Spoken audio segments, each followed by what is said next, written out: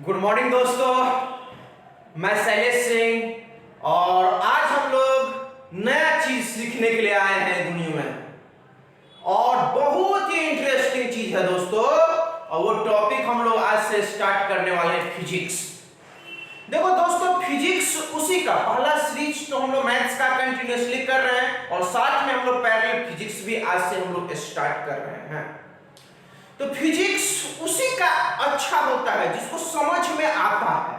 बहुत इंटरेस्टिंग चीज है फिजिक्स दोस्तों, इसको आप इग्नोर नहीं कर सकते हो। ये सीखने की जरूरत है, समझने की जरूरत है दोस्तों, और आपको फिजिक्स समझ में आएगा दोस्तों। कैसे आएगा हम सिखाएंगे आपको दोस्तों। तो आज हम लोग सबसे पहले हमारे पास फिजिक्स और अपना प्यारा सा चैनल अचीवर्स वाला में हम लोग स्टार्ट कर रहे हैं दोस्तों फिजिक्स। तो देखिए दोस्तों, फिजिक्स में हम लोग बात कर रहे हैं, सबसे पहले 11th क्लास का बात कीजिएगा। तो 11th क्लास का जो फिजिक्स लिखा गया है, फिजिक्स इसका फर्स्ट चैप्टर, 11th क्लास का फर्स्ट चैप्टर मतलब चैप्टर फर्स्ट जो दोस्तों लिखा गया है, चैप्टर फर्स्ट, पहला नंबर चैप्टर जिसका नाम है फिजिकल वर्ल्ड। Physical world. देखिए 11th क्लास का फर्स्ट चैप्टर का बात कर रहे हैं, साथ साथ नीट और साथ में जेई दोनों पोर्शंस, एक मेन और एडवांस, सारे का क्वेश्चंस हम लोग करते जाएंगे दोस्तों। लेकिन क्वेश्चंस किसी का नीट का कीजिए या जेई का कीजिए, पहले तो आपको फिजिक्स समझ में आना चाहिए, तब ना आपसे क्वेश्चन बनेगा दोस्तों। तो हमारा टारगेट है कि आपके दिमाग तक फिजिक्स को सिखाना टारगेट है और आप भी सीखिएगा दोस्तों। कैसे सीखेंगे? दोनों आदमी मिलकर सीखेंगे दोस्तों। जो ये आपका चैनल है अचीवर्स वाला, इसमें लोग सीखेंगे दोस्तों। और जितना भी बेसिक मैथ्स का जरूरत पड़ेगा सारे के लिए हम अलग से वीडियो लाएंगे। अभी तो हम लोग फर्स्ट चैप्टर के बारे में स्टार्ट कर रहे हैं दोस्तों। तो ये जो पहला चैप्टर है फिजिकल वर्ल्ड, ये फिजिकल वर्ल्ड क्या है, क्या है इस चैप्टर के बारे में जानना है आपको। जैसे मैं एक बुक दिखा रहा हूं आपको, फिजिकल वर्ल्ड, देखिए यही दोस्तों एनसीईआरटी तुम्हारे पास ये बुक है और इसी बुक का हम लोग पहला चैप्टर जैसे ही आप ओपन करते हो 11th क्लास का फर्स्ट चैप्टर, तो आपको मिलता है दोस्तों, क्या मिलता है, पहला चैप्टर हम लोग को। यहाँ पे तुम्हारे पास कंटेंट्स में भी देखिएगा तो चैप्टर फर्स्ट, देखिए चैप्टर फर्स्ट फिजिकल वर्ल्ड है और चैप्टर में भी तुम्हारे पास आइएगा तो यहाँ पे पहला चैप्टर है चैप्टर 1। चैप्टर 1 क्या है? Physical world. इसी पे हम लोग आज क्लास है दोस्तों और इसमें क्या सीखना है फिजिकल वर्ल्ड में, इसी के बारे में हम लोग सीखेंगे दोस्तों आज। तो फिजिकल वर्ल्ड है, पूरे के पूरे इंट्रोडक्शन है फिजिक्स के बारे में, जिसका हम लोग सीखेंगे यहां से। व्हाट इज फिजिक्स, फिजिक्स क्या है, इसके बारे में सीखेंगे दोस्तों। जितना भी दुनिया का साइंटिस्ट लोग फिजिक्स में दिए उसी के बारे में लिखा हुआ है। साइंटिस्ट जे थॉमसन हो गए, फ्राइडे तुम्हारे पास हो गए, बहुत सारे न्यूटन साहब हो गए जो ग्रेविटेशन का लॉ दिए, मतलब सारे के फॉर्मेट में, और सारे साइंटिस्ट पे हम लोग एक ऑब्जेक्टिव फॉर्मेट कर दिए क्वेश्चंस का, जिससे आपको कोई भी क्वेश्चन बनाने में दिक्कत नहीं होगा दोस्तों। तो चलिए हम लोग दोस्तों स्टार्ट कर रहे हैं। ये चैप्टर तुम्हारे पास फर्स्ट चैप्टर जिसका नाम है फिजिकल वर्ल्ड, और फिजिकल वर्ल्ड में सबसे पहले हमको सीखना है फिजिक्स के बारे में। तो पहला क्वेश्चन हम लोग अरेंजमेंट कर सकते हैं, व्हाट इज फिजिक्स, फिजिक्स क्या है दोस्तों, किसको फिजिक्स कहते हैं, क्या होता है फिजिक्स, क्या कहते हैं किसको। एक बात को दोस्तों याद रखना है, ये अगर मार्कर है तो इसका नाम बदल नहीं सकते हैं। दैट मींस ये डिफिनेशन, इसको मान लिया गया मार्कर है, तो ये वॉच है, ये घड़ी है, मेरा ये घड़ी है, तो मान लिया गया ये डिफिनेशन है। दुनिया का जितना भी तुम्हारे पास आदमी पड़े इसको वॉच ही पढ़ेंगे। तो दैट मींस किसी का नाम जो डिफिनेशन दे दिया गया है उसको हम लोग चेंज नहीं कर सकते हैं, उसको सीखना है।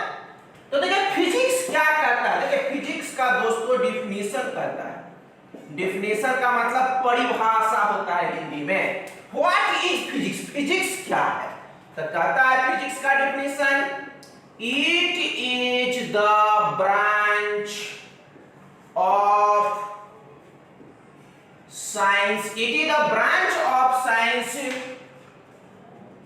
which which deals with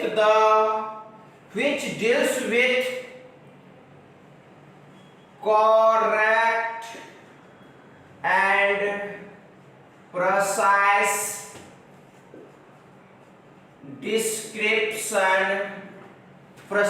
description of the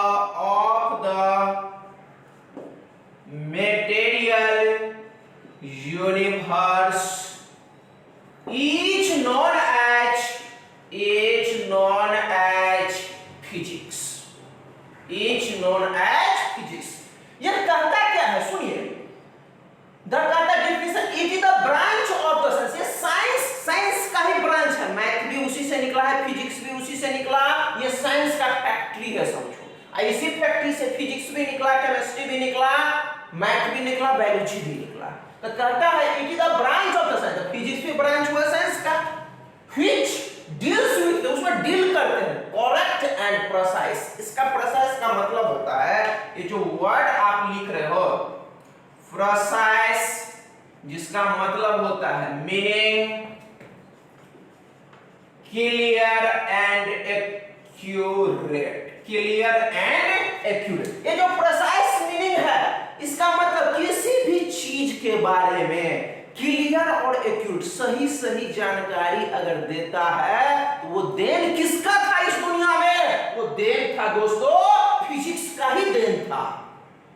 कोई भी चीज आप बनाते हो वो एक्सपेरिमेंटल होता, जो हमारे सामने आता, वो देन किसका था दोस्तों? वो देन जो था वो फिजिक्स। वही कहता it is the branch of the science, ये साइंस का एक ऐसा ब्रांच है व्हिच डील्स विद द, जिसमें डील करते हैं किसके बारे? करेक्ट एंड प्रिसाइज, किसी भी चीज के बारे में सही क्लियर। प्रिसाइज का मतलब लिख दिया है meaning, precise meaning clear and कितना एक्यूरेट, किसी भी चीज के बारे में सही क्लियर और accurate description of the material universe, मतलब दुनिया का जितना भी चीज है ये सारे चीज के बारे में अगर सही जानकारी जो हमको देने वाला था है, या उसको हम लोग क्या बोलते हैं दोस्तों? फिजिक्स बोलते हैं। यूनिवर्स मटेरियल, इस दुनिया में जितना भी मटेरियल यूनिवर्स है और उसके बारे में जानकारी देने वाला जो टर्म था उसी को हम लोग बोलते हैं इज नोन एज, क्या बोलते हैं? फिजिक्स बोलते हैं दोस्तों। तो इसी का डेफिनेशन फिजिक्स है, इसका मतलब हमारे पास ये फिजिक्स है। तो वही कहता है it is the branch of the science, ये साइंस का ऐसा ब्रांच है which deals with the correct and precise, उसमें सही चीज के बारे में जानकारी देता है। Description of the material universe का मतलब हुआ दुनिया में जितना भी मटेरियल्स है वो सारे के बारे में बात करता है। Is known as physics. Precise का मतलब हो गया मीनिंग लिख दिया, प्रिसाइज मीनिंग क्लियर एंड कितना एक्यूरेट होता है दोस्तों। इसका मतलब हो गया किसी भी चीज के बारे में सही आपको जानकारी अगर मिलता है तो उसी को हम लोग क्या बोलते हैं? फिजिक्स। इसको नोट कर लो दोस्तों, और इसको मैं इरेज करके और डिफिनेशन में कुछ बात है और सिखाते हैं आपको। चलिए मैं इसको मिटा रहा हूं दोस्तों।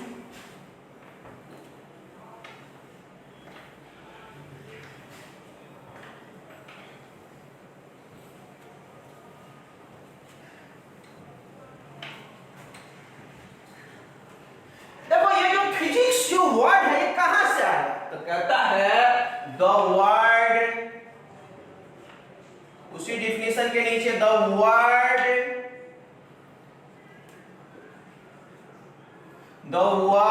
फिजिक्स कम्स, स्टार लगा के एक पॉइंट्स लिख लोगे। The word physics comes from the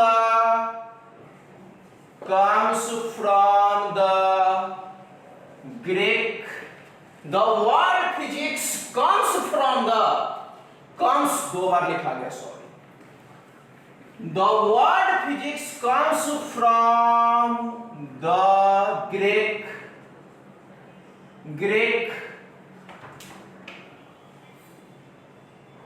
word. The word physics comes from the Greek word, जिसका मीनिंग होता है, जिसका मीनिंग हम लोग बोलेंगे meaning knowledge of nature, KNOWLEDGE,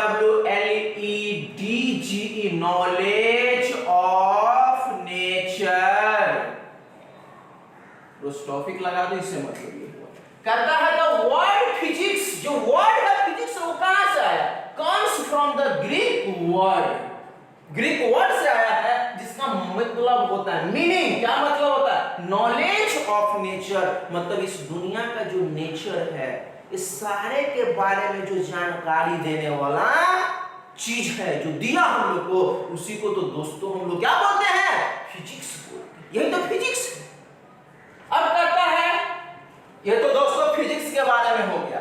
कहा जितना भी फिजिक्स है, there are two types of the physics. Physics दो ही टाइप का, तो हम लोग कहेंगे टाइप ऑफ द फिजिक्स में दो टाइप्स के फिजिक्स होते हैं। फिजिक्स यहां लिख दिए और इसमें दो टाइप्स हम लोग बना दिए। कौन कौन फिजिक्स होता है दोस्तों? अब समझना।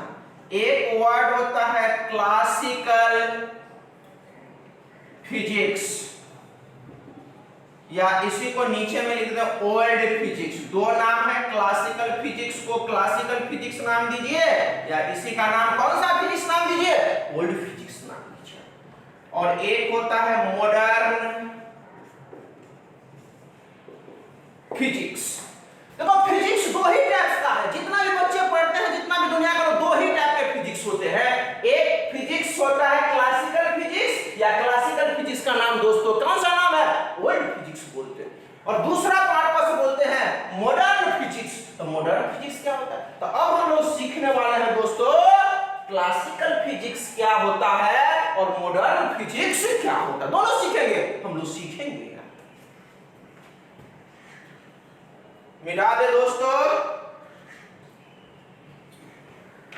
आप पॉज करके नोट कर लीजिए, क्योंकि हम लोग को है फिजिक्स को आसानी से सिखाना, इजी वे में सिखाना। वो कैसे सीखिएगा?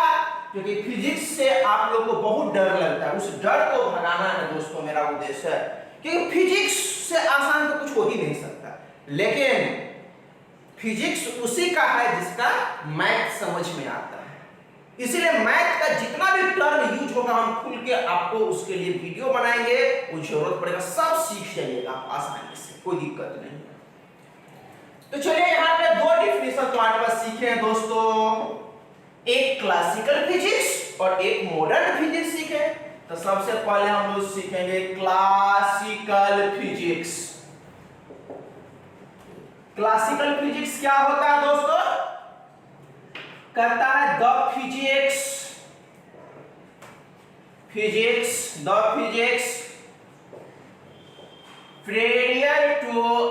prior to 1890, the physics prior to 1890 is known as classical physics, या इसी को हम लोग बोलते हैं ओल्ड फिजिक्स। कहता है दोस्तों द फिजिक्स पीरियड का मतलब क्या? पहले 1890 ईस्वी से पहले जो दुनिया का साइंटिस्ट लोग जो हम लोग को दिए, जो भी चीज हम लोग को साइंस में दिए, वो सब फिजिक्स जितना भी लिखा गया 1890 से पहले का बात कर रहे हैं। जो फिजिक्स 1890 से पहले का फिजिक्स था, उस फिजिक्स को हम लोग बोलते हैं क्लासिकल फिजिक्स, या क्या बोलेंगे? ओल्ड फिजिक्स बोलेंगे। 1890 से पहले भी तो दुनिया था दोस्तों, उस समय जो साइंटिस्ट लोग हम लोग को दिया। आप कोई भी किताब पढ़ोगे उसमें देखोगे 1890 ईस्वी से पहले का जो भी साइंटिस्ट रहे होंगे वो सारे के सारे अब आ जाता है किस फिजिक्स में? ओल्ड फिजिक्स में, या कौन सा फिजिक्स बोल सकते हैं? क्लासिकल फिजिक्स बोल सकते हैं दोस्तों। और दूसरा जो डिफिनेशन आता है एक मॉडर्न फिजिक्स। कहता है द फिजिक्स आफ्टर टू 1890, कहता है 18 आफ्टर का मतलब बाद, जो फिजिक्स 1890 ईस्वी के बाद लिखा गया, is known as modern physics, is known as modern physics. The physics after 1890 जो 1890 ईस्वी के बाद जो साइंटिस्ट लोग दुनिया को दिए दोस्तों, उसी फिजिक्स को तो बोलते हैं कौन सा फिजिक्स? मॉडर्न फिजिक्स बोलते हैं दोस्तों। तो द फिजिक्स आफ्टर 1890 जो 1890 के बाद का फिजिक्स लिखा गया दोस्तों, उस फिजिक्स को हम लोग बोलते हैं, क्या बोलते हैं? मॉडर्न फिजिक्स बोलते हैं दोस्तों। तो फिजिक्स दो ही टाइप्स के होते हैं, एक क्लासिकल फिजिक्स होते हैं और एक तो क्या होते हैं? मॉडर्न फिजिक्स होते हैं दोस्तों। इसको नोट कीजिए।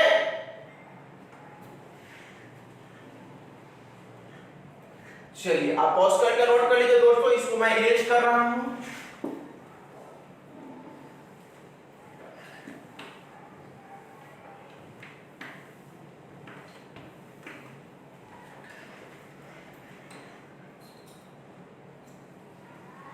चलिए दोस्तों, अब हम लोग आते हैं, एक चीज तो था फिजिकल वर्ल्ड में, व्हाट इज फिजिक्स? फिजिक्स क्या होता है? देखो पूरे वर्ल्ड फिजिकल जो वर्ल्ड है पहला चैप्टर, इसमें फिजिक्स के बारे में ही सीखना है और जितना भी साइंटिस्ट लोग दुनिया में दिए हैं उसके बारे में आपको सीखना है दोस्तों, और कुछ नहीं है इसमें। हाँ, अब है कि इसमें जितना भी साइंटिस्ट लोग के बारे में लिखा गया स्पष्टीकरण, मतलब क्या क्या चीज किए, क्या क्या क्वांटम दिए, कब कब क्वांटम जो चीज के निष्कर्ष दिए वो साइंटिस्ट लोग, उसके बारे में मैं एक मटेरियल तैयार करके आपको 10 गो ऑब्जेक्टिव क्वेश्चंस के फॉर्मेट में बोलते हैं कि जो भी कॉम्पिटिटिव एग्जामिनेशन में पूछा जाता है दोस्तों। तो चलिए वो 10 क्वेश्चंस करवा देंगे और उस 10 क्वेश्चन से आपको उस चैप्टर में और कुछ बचेगा नहीं, पूरा का पूरा उसी के अंदर आता है, सारे के सारे आपको कंप्लीट हो गया। सारे साइंटिस्ट लोग के बारे में ही हम लोग को जानकारी लेना है दोस्तों। तो चलिए हम लोग स्टार्ट करते हैं। MCQ multiple choice questions for competitive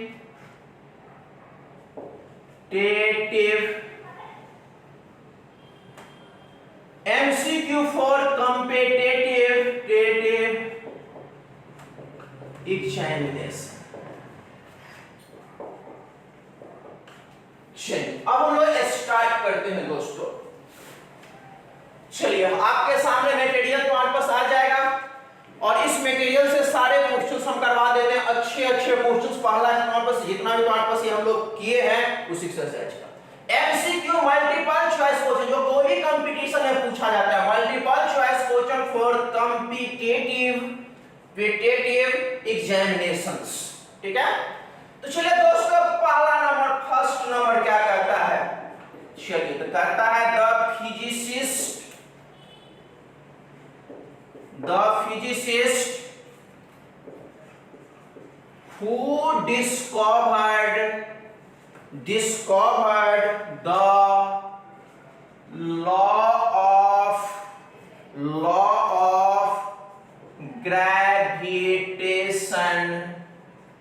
gravitation watch। The physicist who discovered the law of the gravitation watch। तो ऑप्शन नंबर ए में न्यूटन, ऑप्शन नंबर बी में फ्राइडे, सी नंबर ऑप्शन दोस्तों, सी नंबर ऑप्शन चैडविक और D number option क्री। चलिए अजीबो नाम सब रखता है scientist.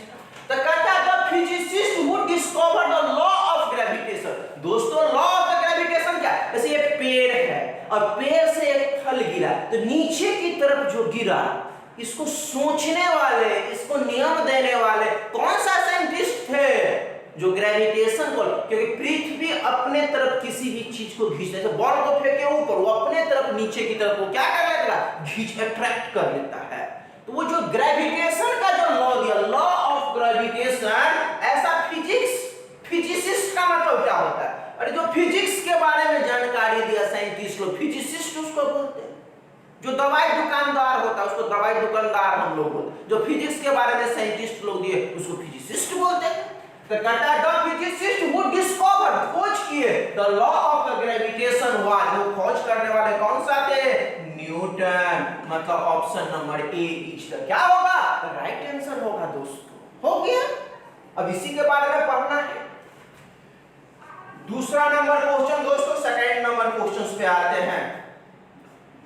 The theory of relativity, the theory of relativity was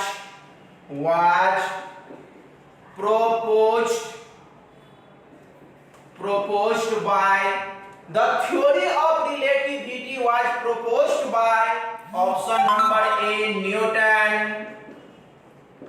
B number option वो सब साइंटिस्ट का नाम है, और तीसरा नंबर ऑप्शन है दोस्तों एंस्टीन, और डी नंबर ऑप्शन दोस्तों है नन ऑफ एवर, इसमें से कोई भी नन ऑफ एवर। तो देखो हम लोग पढ़ेंगे थ्योरी ऑफ रिलेटिविटी। तो कहता है the theory of relativity was proposed, theory of relativity जो फिजिक्स में दिया उस साइंटिस्ट का नाम, कौन सा साइंटिस्ट देने वाले थे? तो ये सी नंबर ऑप्शन है दोस्तों, 3 ने सी नंबर सॉरी, तो option number C is the right answer है, सही ऑप्शन है। आइंस्टीन जो थे साइंटिस्ट जो थ्योरी ऑफ रिलेटिविटी को दिए थे दोस्तों।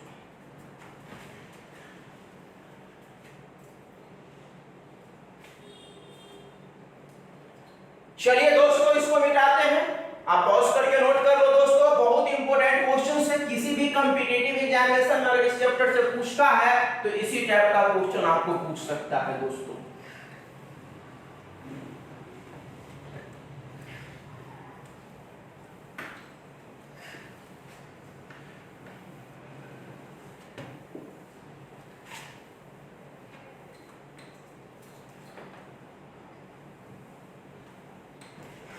चलिए दोस्तों, थोड़ा सा तो गर्मी है, पसीना है, लेकिन जब तक पसीना नहीं बहाइएगा तो कैसे सीखिएगा दोस्तों, इसलिए पसीना भी बहाना जरूरी है दोस्तों, क्योंकि जितना आप पसीना बहाइएगा उतना आपको दिमाग में जाएगा दोस्तों। इसलिए हम लोग स्टेप बाय स्टेप सीखेंगे, कोई हार बनाने की जरूरत नहीं है, और आसानी से इजी वे में सीखेंगे दोस्तों, बहुत आसानी से स्टेप बाय स्टेप, क्योंकि फिजिक्स से भागना नहीं है, उससे नजदीकी दोस्ती बनाना है हम लोग को दोस्तों। चलिए दोस्तों नेक्स्ट क्वेश्चंस नंबर 3। चलिए क्वेश्चंस नंबर 3 दोस्तों है 3 number questions of all the sciences, मतलब सारे साइंस का बात किया गया। The most basic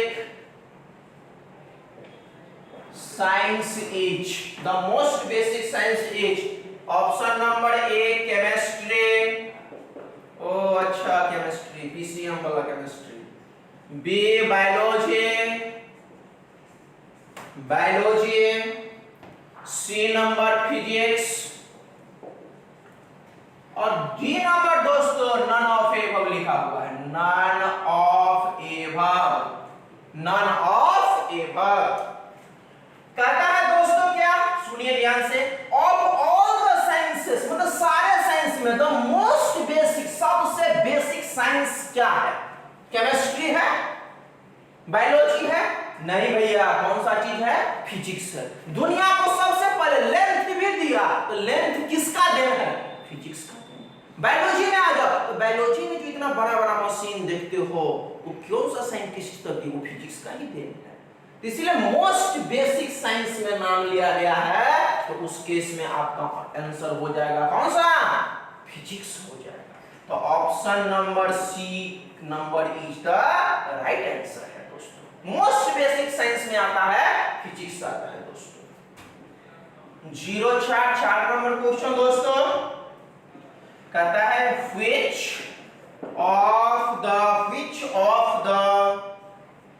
of the following activities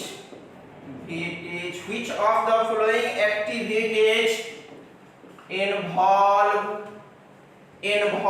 the utmost, UTMOST है, utmost एटी मत बोलना दोस्तों, U T. Utmost experiencible utmost expression of passion comma talent, T है दोस्तों, talent and intelligence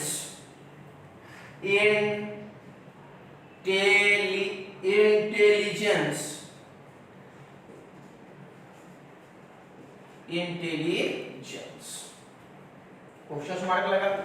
option number A में दोस्तों है literature, TURE literature. B number option दोस्तों science. C number दोस्तों म्यूजिक। डी नंबर दोस्तों ऑल द एबव। कहता है which of the following activities, कहता है which of the following activities, मतलब जितना भी ये एक्टिविटीज दिया हुआ है involve the utmost expensive for passion, कोई भी चीज पैशन, टैलेंट हुआ, इंटेलिजेंस हुआ, कोई पढ़ने में अच्छा रहता है, कोई डांस करने में ऐसे ऐसे अच्छा लगता है। हाँ दोस्तों वही वाला है, कोई पैशन अपने एक्टिविटीज में ही पैसा तुम्हारे पास बनाता है। जैसे तुम्हारे पास तो नीरज चोपड़ा क्या किए, भाला फेंक के ही दुनिया में फेमस हो गए, तो उसके अंदर भी तो वो टैलेंट है दोस्तों। आप पढ़ते हैं फिजिक्स, इसमें टैलेंट आप घोषित करना, नीट करना चाहते हैं, जेई करना चाहते हैं, वो भी आपके अंदर टैलेंट है। तो सारे ये चीज बोल रहा है। इसमें ऑटमोस्ट एक्सपेरिंसिबल क्या है, क्या लिटरेचर जो लिखते हैं, ऑप्शन में दिया हुआ है लिटरेचर जो लिखने वाले होते हैं कितना मेहनत करते हैं तब जाके बुक का कोई लिटरेचर लिख पाते हैं। साइंस का जो देन है वो कितना मेहनत से लोग सोचते हैं तब एक चीज निकलती है। गाना गाने वाले, अब गाना गाने का मतलब समझ सकते हैं दोस्तों, आज के डेट का जो म्यूजिक आता है मॉडर्न युग का ढिसुम ढासम रहता है पूरा, तो उसमें तो मजा आता है, लेकिन बात समझ में आए कि नहीं कोई गारंटी। लेकिन म्यूजिक लिखने वाले भी बहुत मेहनत करते हैं। तो हमसे पूछ रहा ऑटमोस्ट एक्सप्रेसिबल फॉर पैशन टैलेंट और इंटेलिजेंस दिखाने के लिए लिटरेचर भी सही है, म्यूजिक भी सही है, साइंस भी सही है, तीनों सही है, इसलिए ऑप्शन नंबर डी बोलेंगे। ऑल द एबव, ऊपर वाला जितना है सब सही है, इसीलिए option number D is the क्या होगा दोस्तों, राइट आंसर।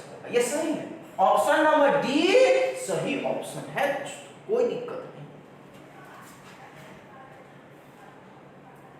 चलिए पॉज करके नोट कर लीजिए दोस्तों, इसीलिए ये तीनों ऑप्शन सही है, ऊपर वाला सब सही करते हैं दोस्तों, इसीलिए ऑल द एबव है,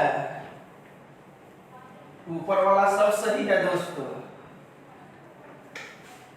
चलिए दोस्तों, मेरा काम है आपको फिजिक्स बहुत आसानी से सिखाना दोस्तों, बहुत आसानी से सिखाना है। कैसे सीखेंगे दोस्तों,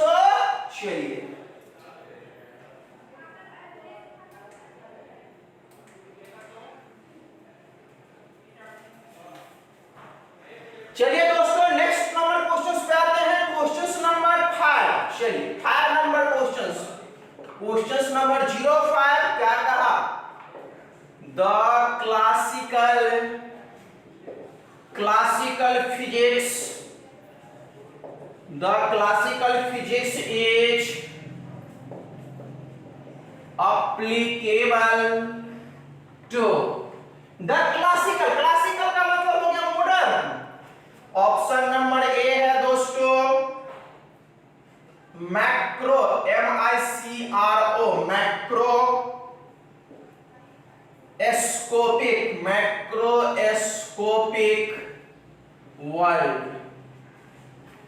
मैक्रोस्कोपिक वर्ल्ड। दूसरा स्पेलिंग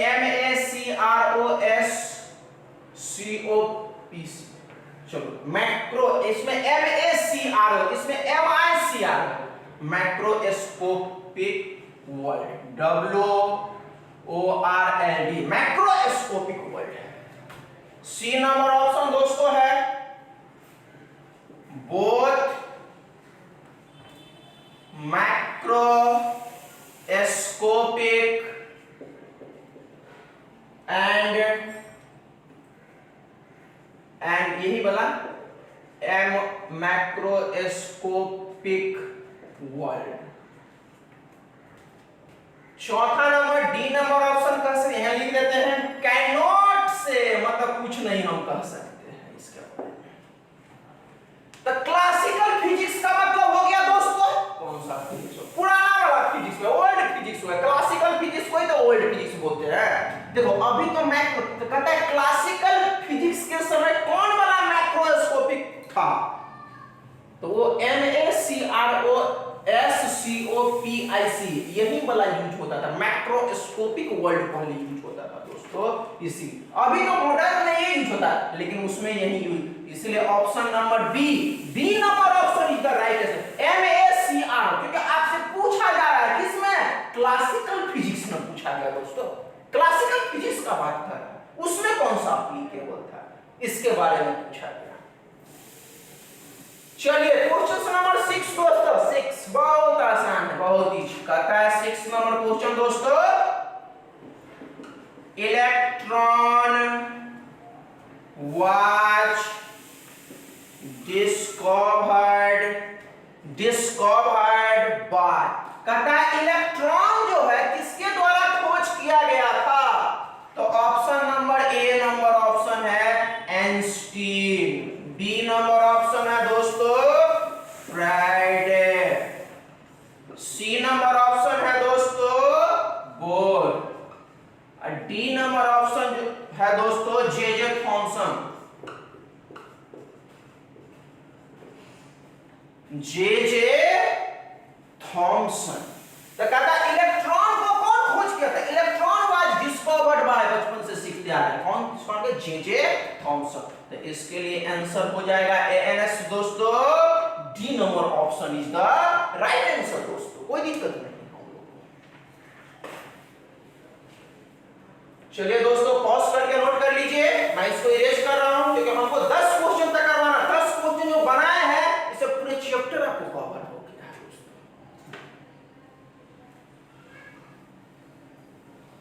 पॉज करके आप नोट कर लीजिए, कॉपी एक फिजिक्स का जरूर बना लीजिए दोस्तों, क्योंकि आपका फिजिक्स हमको सिखाना है दोस्तों। एक चैप्टर बहुत अच्छे से समझ में आपको आने चाहिए, तब आपके एग्जामिनेशन भी बहुत अच्छे होंगे। नीट का दीजिए या 12th का दीजिए या जेई का दीजिए, सारे एग्जामिनेशन आपका अच्छा होगा दोस्तों। चलिए 7 नंबर क्वेश्चन दोस्तों, 7 नंबर, चलिए 7 नंबर दोस्तों क्वेश्चन क्या कहता है, चलिए who is the greatest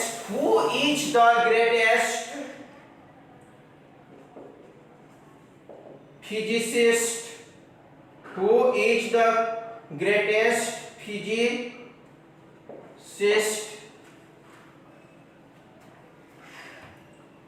of the 20th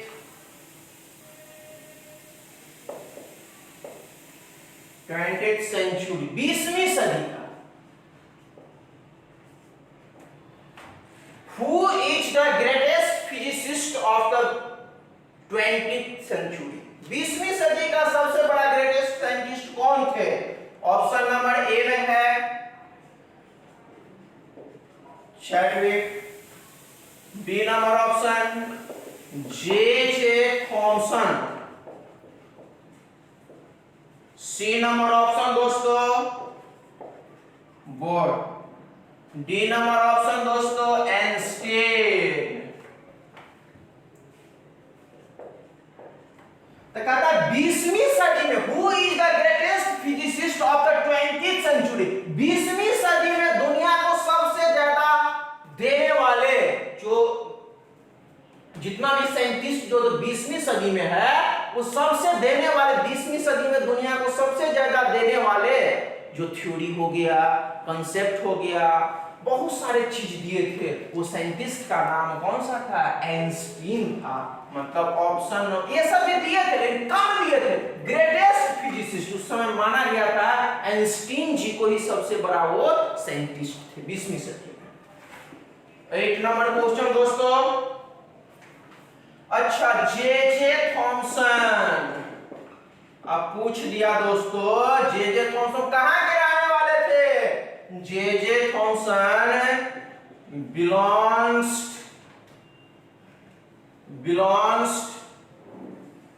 to J Thomson belongs to option number A England,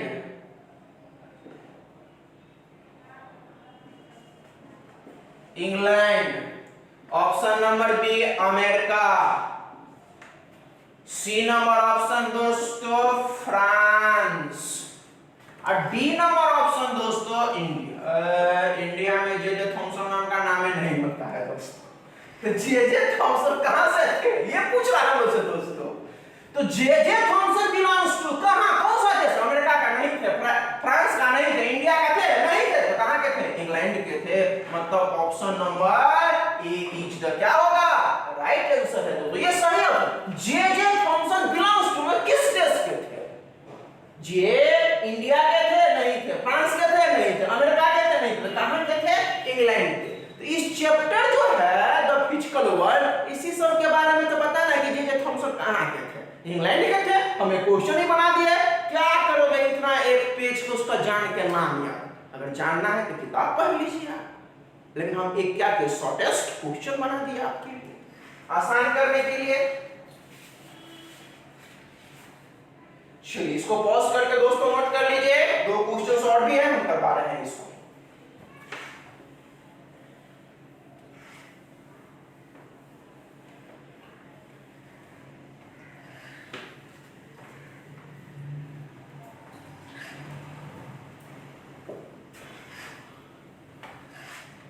चलिए दोस्तों next question number 9 number question दोस्तों बहुत जल्दी तुम्हारे पास ये आप लोगों को पीडीएफ फॉर्मेट में नोट भी मिल जाएगा। लेकिन अभी आप लोग कॉपी पे जरूर दोस्तों नोट कर लीजिए आप। 9 नंबर क्वेश्चन दोस्तों है क्या कहता है? Physics is option number A experimental science, experimental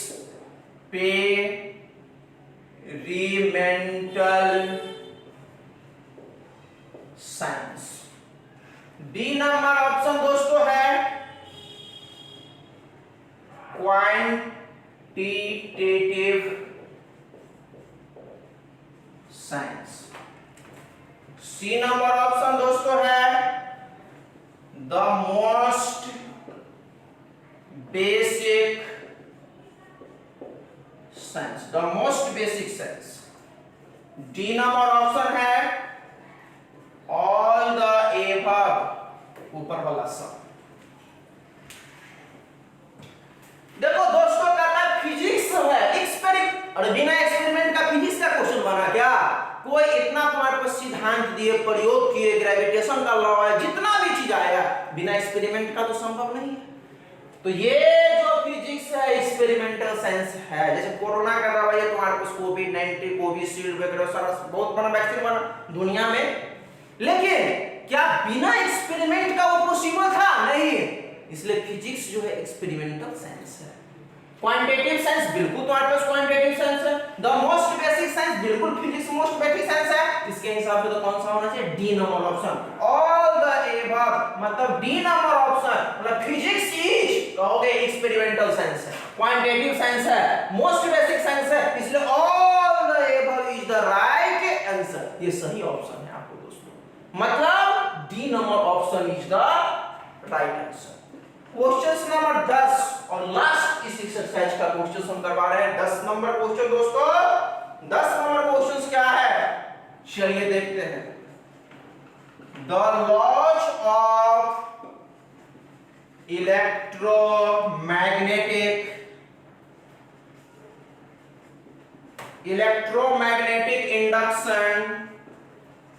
electromagnetic induction were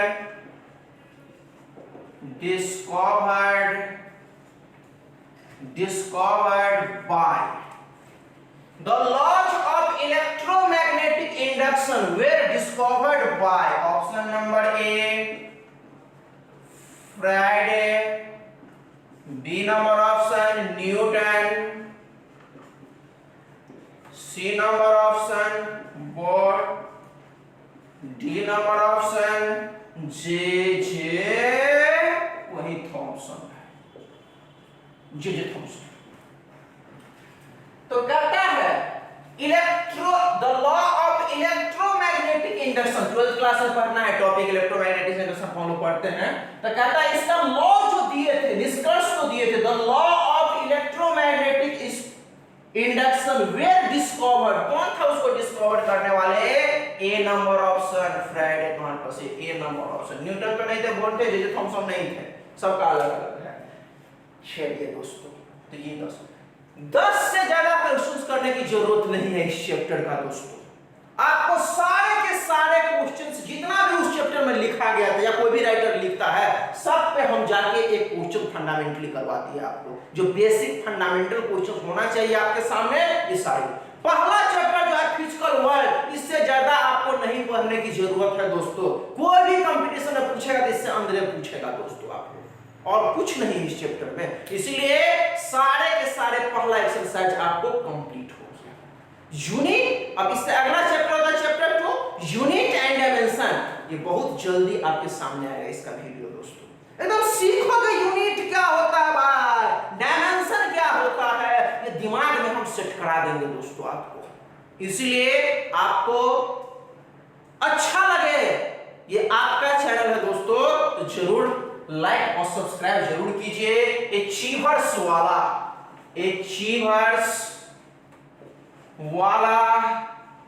Shailesh Singh को जरूर सब्सक्राइब कीजिए दोस्तों, और जो सबसे पहले वीडियो आपके सामने आएगा वो आपके सामने आएगा दोस्तों। इसलिए ये जो चैप्टर था, पहला चैप्टर तुम्हारे पास ये खत्म हो गया दोस्तों। आपको जो फिजिकल वर्ल्ड फिजिक्स का पहला चैप्टर है, आज के लिए बस इतना ही दोस्तों। नेक्स्ट वीडियो में मैं ला रहा हूं unit and dimension chapter number 2। इसको एक ही लेक्चर में कंप्लीट कर दी है दोस्तों हम। नेक्स्ट जो वीडियो आएगा यूनिट का अलग, डायमेंशन का अलग, पार्ट बाय पार्ट आप जितना सीखते जाओगे दोस्तों वो हम लोग ला रहे हैं, ठीक ना। चलो okay, thank you so much दोस्तों।